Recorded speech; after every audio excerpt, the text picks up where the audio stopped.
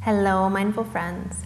Today we're going to be talking about how we can take care of our emotions when difficult, surprising, or hurtful things happen in our lives, and what we want to do before reacting to those situations or engaging in them. And sometimes we're told, when you know that you're getting heightened, or you know that you're getting challenged, to maybe first pause and breathe and step away to find balance again, come back to center. But what we do with that pause and that step away is what's really most important. And when we use that time to take care of our emotions, take care of our internal state, and come back to what's most important to us, that's what makes that pause valuable and useful and helps us to show back up in that situation in a way that serves us better and others better. But if we just use that pause and we step away and we use all that time to just go over our aggravation stories and our stories of blame and hate and why it's so terrible and all these negative predictions of what could happen in the future, we're not recentering it all. And now when we re-engage in the situation, we have built within us all this extra turmoil, aggravation, and we have fueled the fire so that we re-enter with actually more anger and create more aggression in the situation. So when we're taking these pauses, we think about what's happening in our world right now with the elections, and for some of us, this feels like a very threatening situation. It feels really hurtful and negative, right? So when we recognize that and we say, now is a time that I could take this pause and turn inward to take care of what is going on inside of me. So I'm using this time not to engage in all the stories and the negative predictions, not to dive down the rabbit holes and go into all the what ifs, because when you're doing that, you notice how much it keeps you in that aggravated, nervous state. So we're saying what I really need to do is come back to center. So I take that pause and we turn inward and we take care of our emotions. So what does that mean, and how is that going to serve us in this situation, right? Where we feel like we're being attacked or something is happening that threatens us. And so our instinct is to say, all right, I need to act now. I need to engage and do immediately. But like I said, sometimes when we engage in that, we're reactionary and we can make the situation worse and show up in ways that doesn't really shine a good light on us, on our side of the argument or opinion or whatever it is. And so what we really want to do is show up in a way that reflects who we want to be and speaks the truth of what we're really feeling, going through, fearful of. But we can't get there unless we first take that pause and explore. So we're turning inward, and this is like a big self-hug. It's giving yourself permission to just feel. So you don't have to fix it, you don't have to react, you don't have to say why and figure out what happened. It's saying right now, You just need a hug of compassion, and you just need some love and care to these emotions that you are experiencing. As one of the biggest things in when we come up against a situation like this is that, yes, there might be anger and all this drive to do and say and speak, but at the root of that, when we feel that deep urge to act, normally it's because we have vulnerable emotions within us. We have something that felt threatened, that's valuable to us, or that feels really important to us. It's going to keep us safe and well in some way. So what you're doing when you take that pause is showing yourself compassion. I recognize that this affected you. I recognize that there's emotions going on here, and I want to take care of these emotions. I want to take care of your internal state. So when we do that, we create that safe space within us, that little refuge within that says it's okay to feel.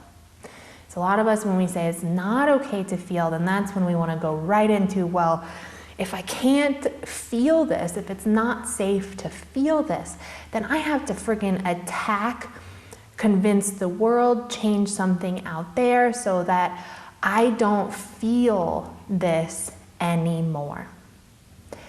So that ability to say, hey, there's a refuge within you, there's a safe space within you where you're allowed to feel, gives you that opportunity to breathe and say, it's okay to be here for a moment. It's okay to just feel what just happened, to arrive in this place that we are, in this situation that we are, and be here. So this is your big hug of compassion. And you imagine when you arrive there and you're giving yourself this moment of self-care and love and listening, is that you really are exploring these emotions. You're saying it's okay that you're here. I can sit with you. What's going on for you right now? And when we explore these, is it usually comes up with what feels threatened, right? So we'll give an example. We're sitting with the emotion, we're feeling what it is, we're identifying. I say, okay, I feel fearful, I feel despair, I feel deep grief and sadness. Great, okay. Now we explore, why do I feel fearful? And here it's almost always that something we hold dear, really valuable, really important, is being threatened. So I feel like my right to choose is going to go away. Or I feel like the compassion and understanding in our country is on the decline. I feel like some of my deepest values won't be respected. That's fearful. I feel like some of my rights won't be respected. That makes me fearful.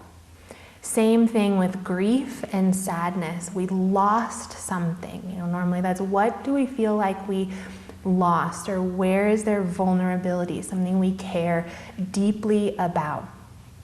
It could be that, in my experience of this, the caring and compassion of our country is decreasing. That makes me really sad. Okay, great. So now we've identified what are those key things that you found you value a lot that feel threatened.